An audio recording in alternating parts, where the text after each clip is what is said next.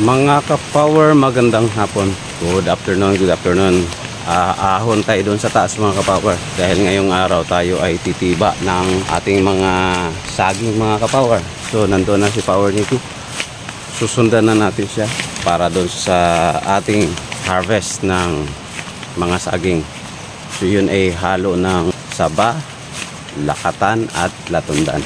Papakita namin sa inyo kung ilang buwig yung ating ma-harvest ngayong araw. Okay? Medyo malayo-layo lang ng konti yun. Tamang exercise tayo. Let's go!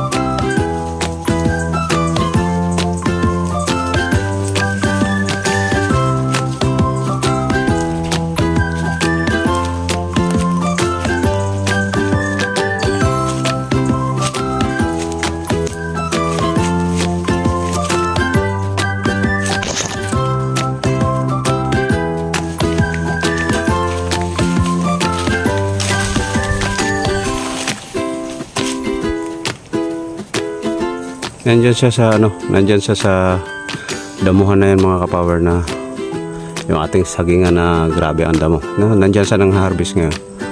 Hindi na tayo susuot dyan. Medyo hinihingal na tayo. So yan yung linis At yan naman yung madamo. So naririnig natin nandyan si Power Nicky. Kasama niya si Reno, yung ating kabayo. Tabayan na natin siya dito sa isang kuko natin dito. Yan naman yung ating mga lakatan na sa lukuyang sumisikat at kalilinis nga niya dito. Grabe. Ay labuyo. Kita nyo yan? Labuyo. Galing dito. Next. Woo! Lumipad yung labuyo. Lumipad yung labuyo. Galing dito. Nalabugaw dito galing. Ha? Yan yung alaga natin? Mga bago na.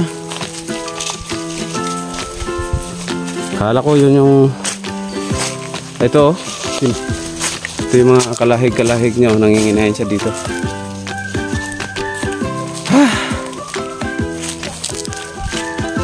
Sukal.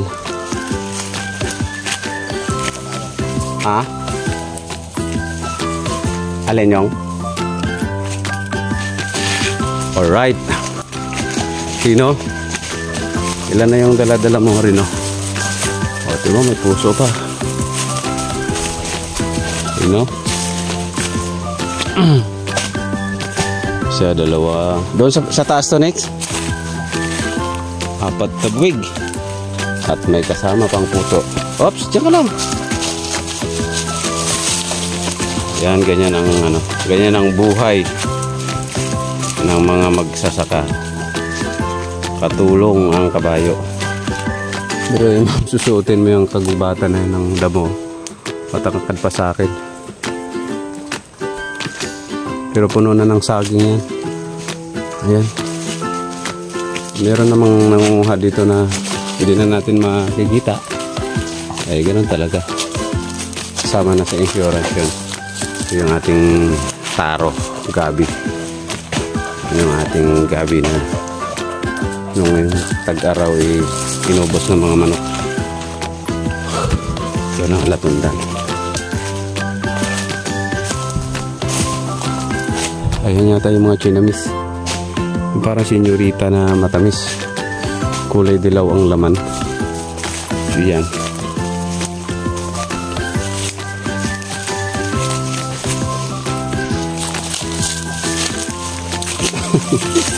Bansot.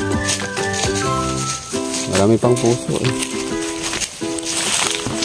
Yan, pangkain-kain pwede.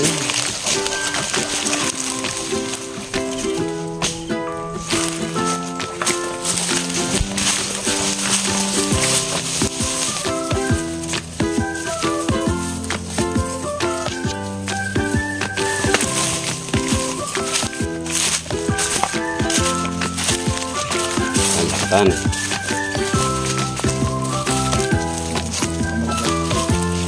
Biting o, sige, biting ko na lang. Problema kung kasya sa sakyan ngayon na.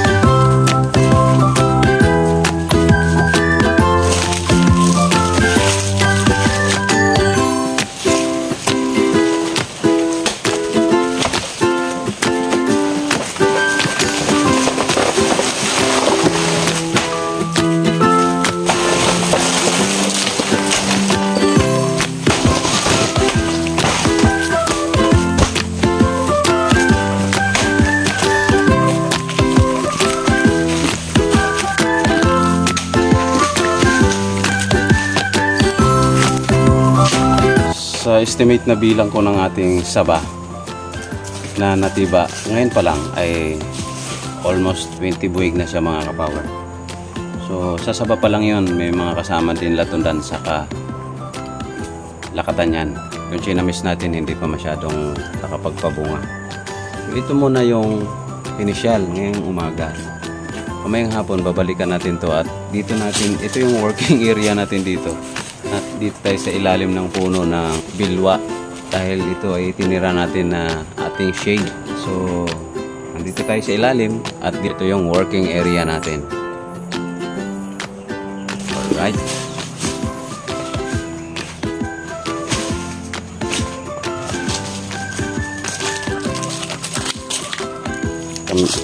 Puso na to, lalaga natin para may partner tayo sa adobo. Kung malaki na para ano, siyang laga lang. Ito ngayon yung ating ulam mga kapower. I-partner natin sa ating adobong pork. So ang oras ay 11:40, mag-12 na. Break muna tayo, kain muna tayo. Break time. Isa pang ganun kadami, ibig sabihin 40 mahigit yun next, no? 40 buwig, 20 yung binila ko dun eh. Nang ano pa lang yun, 20 pa lang ng tawag dito, saba pa lang eh. Ito halos pwede ng gulang na to eh, no? Oo, magulang na. Ha? Sabay-sabay na. Yan, puso. Ito pa, lakatan pa to. Meron salay dito sa piling niya. Kain muna, kain.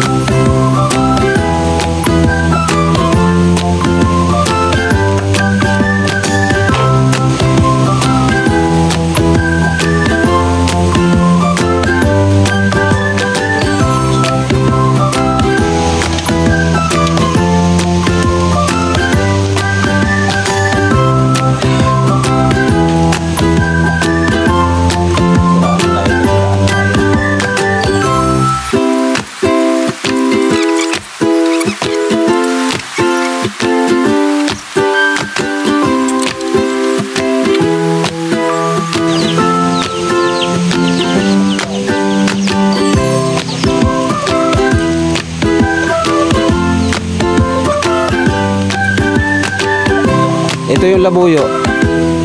Ah, lalapit siya. Manginginain siya. Ayun siya. Naglulugon eh. One eternity later.